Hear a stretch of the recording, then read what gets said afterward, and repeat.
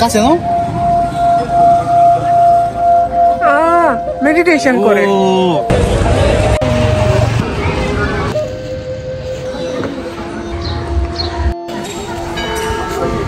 আজকে আমি আপনাকে নিয়ে যাবো নেপালের হৃদয় কাঠমান্ডু, আর তার মাঝে আছে একটা রাজপ্রাসাদের চত্বর, যেটা শুধু একটা চত্বর না, এটা ইতিহাসের জাদুঘর। আজকে আমরা ঘুরে দেখব নেপালের দরবার স্কোয়ার, রাজা রানীদের শহর, যেখানে সময় থাইমা আছে।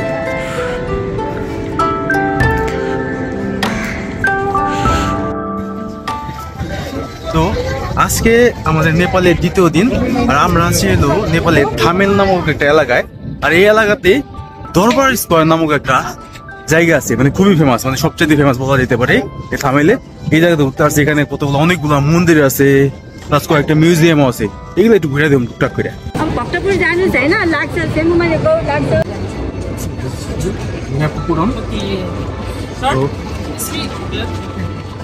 Thank you so much. তো এইটা হলো টিকিট না, আর এটা হলো এই জিনিসটা, এটা হলো আমাদের গলায় দেওয়া লাগবে। লোকালদের জন্য কোনো টিকিটের প্রয়োজন নাই, কিন্তু আমাদের যারা ফরেনার আছে আমাদের তো অবশ্যই এই টিকিটটা নেওয়া লাগবে। আর এই টিকিট একটা মজার ব্যাপার আছে, এই টিকিট একবার কিনলে আপনি একবারে 2-3 দিন ইউজ করতে পারবেন, যত ইউজ করতে চান মানে ইউজ করতে পারবেন। এমন না যে আজকে টিকিট কিনছেন আবার কালকে টিকিট কেনা লাগবে, এরকম না। একবার টিকিট কিনলে 2-3 দিন ইউজ করতে পারবেন। এইটা একটা অনেক বড় একটা জায়গা, এখানে অনেক কিছু আছে ভাই দেখার মতো। এটার ভেতরে দেওয়া ইনফরমেশন অনুযায়ী এই জায়গাটার ভেতরে অনেকটা জায়গা আছে ঘুরে দেখানোর মতো, ঠিক আছে। কিন্তু এটার সামনেই একটা ছোট ছোট মার্কেট আছে, এখানে আসলে আপনি দেখতে পারবেন কি এই যে চুরি, এরে ভাই আরে মাথা নষ্ট চুরি টুরি। আপনারা চাইলেই মনে করেন বাংলাদেশে আপনার বন্ধু বান্ধব আত্মীয় লিগে টুকটাক গিফট মিফট কিনা নেওয়া যেতে পারবেন। দাম তেমন একটা বেশি নাই, কিন্তু অনেক ইন্টারেস্টিং জিনিসপত্র যা পাওয়া যায়।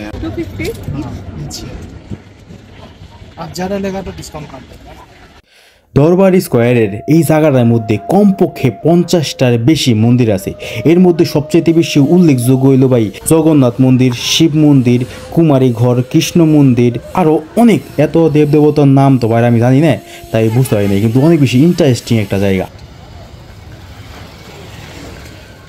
2015 সালের ভূমিকম্পে এই জায়গাটা অনেক ব্যাপকভাবে ক্ষতিগ্রস্ত হয়, যার ফলে 20টার মতো স্থাপনা ভাঙ্গে পুরো মাটির সাথে মিশে যায়। আর অসংখ্য দালান কোঠা যেগুলো কিনা অনেক ভয়ঙ্করভাবে ক্ষতিগ্রস্ত হয়, এগুলা কিনা এখন সংস্কারের মধ্যে আছে।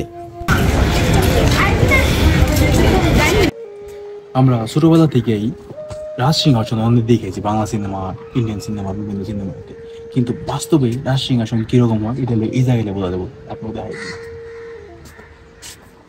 এই জায়গাছেন, এটা হলো একদম অরিজিনাল রাজসিংহাসন, এনে ঢুকা নিষেধ, টাচ করা নিষেধ। এটা হলো বীর বিক্রম শাহ নামক একজন নেপালি রাজা ছিল, তার লিগে হলো ইন্ডিয়া থেকে বানানো হয়েছিল এই রাজ সিংহাসনটা, যেটা কিনা এখানে লেখা আছে একটা জায়গা দেখতে পারেন, মানে মাহা নষ্ট। আর পাশে দেখতেছেন এই ছোট ছোট, এদিকে দেখেন এই ছোট ছোট, এগুলো হলো যে রাজার যে বাচ্চারা, এই যে একটা বাচ্চা বসার জন্য, এটা একটা বাচ্চা বসার জন্য। আর পাশে যেটা দেখতেছেন ওটা হলো যে রানীদের বসার জন্য ওগুলি বানানো হয়েছিল। আর ওই পাশে দেখেন ওই যে সেই পাশে দেখেন জেনারেল সাধারণ সময় বসার জন্য যে সিটটা ব্যবহার করা হয় সেটা হলো ওটা হলো আপনার মনে হয় ব্রোঞ্জের তৈরি, এইগুলা গোল্ড মোল্ড বা গোল্ড কোটেড কোনো কিছুতে তৈরি। মাহা মস্ত। এই দালানগুলো শুধু ইমারত নয়, এই দালানের প্রত্যেকটা ইটে, প্রত্যেকটি কাঠের খোদায়ে লেখা আছে নেপালি রাজবংশের ইতিহাস। এই দালানগুলো শত শত বছরের ইতিহাসের শ্রোতা, এরা দাঁড়িয়ে আছে আমাদের জন্য। এখানে এক সময় রাজা ছিল, প্রজারা ছিল, দেবী ছিল, আর ছিল এক অপার আস্থা, নেপালি সভ্যতার প্রতীক হয়ে। আজকের আধুনিক কাঠমান্ডুর কোলাহলের মাঝেও দরবার স্কোয়ার দাঁড়িয়ে আছে এক অদ্ভুত নীরবতা ঘিরে, যে দালানগুলো নিজেরাই বলে ওঠে, তুমি এসেছো, ভালো করেছো, আমি এখনো আছি ঠিক আগের মতোই।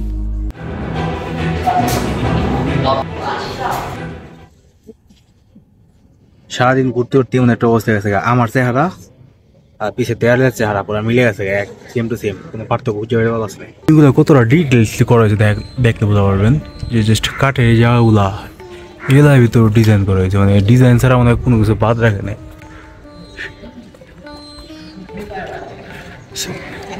এই কাঠের যেই পাটাতনগুলি দেওয়া হয় সেই পাটাতনগুলোর ভিতরেও খুব সুন্দর নিখুঁতভাবে ডিজাইন করে দেওয়া আছে, কি চমৎকার আর কি দেওয়া। আর এখন যে জায়গাটা দেখতে পারতেছেন সেটাই হলো সেই রাজকীয় দরবার শরীফ, যেখানে কিনা রাজা বসতেন এবং তার মন্ত্রীরা তার সাথে থাকতো, এবং এখান থেকেই তারা পুরো রাজ্যকে নিয়ন্ত্রণ করতো এবং রাজ্যের সমস্ত বিচার সালিশ থেকে শুরু করে রাষ্ট্র এবং পররাষ্ট্র নীতি সহকারে পুরো নেপালকে কন্ট্রোল করা হতো। আর এই গাড়িটা হইলো রাজা মহেন্দ্র বীর বিক্রম সাহার রেঞ্জ রোভার গাড়ি, যেটা কিনা 1962 সালে একটা বম বিস্ফোরণে এই গাড়িটা ধ্বংস হয়ে গিয়েছিল। এখানে আরো আছে অসংখ্য ঐতিহাসিক জিনিসপত্র, যেগুলা কিনা ছবি তোলা বা ভিডিও করা একদম নিষেধ ছিল, যার কারণে আমি ঠিকঠাক মতো ভিডিও বা ছবি তুলতে পারিনি। তবে কিছু কিছু জিনিস যেগুলো কিনা ভিডিও করা ওকে ছিল, সেই সকল জিনিসগুলো আমি ভিডিও করেছি। যেরকম এটা হলো ওই সময়কার রানীদের ব্যবহারকৃত পালকি, যেটা কিনা সত্যি অনেক বেশি ইন্টারেস্টিং একটা জিনিস ছিল। আমার একটা সময় শখ আসলো পালকিতে করে বিয়ে করলাম, কিন্তু পারি নাই। ধন্যবাদ। আবার দেখা হবে অন্য কোনো ভিডিওতে। সেই পর্যন্ত ভালো থাকুন, সুস্থ থাকুন এবং খান সাহেবকে ফলো করুন। আসসালামু আলাইকুম, বাই।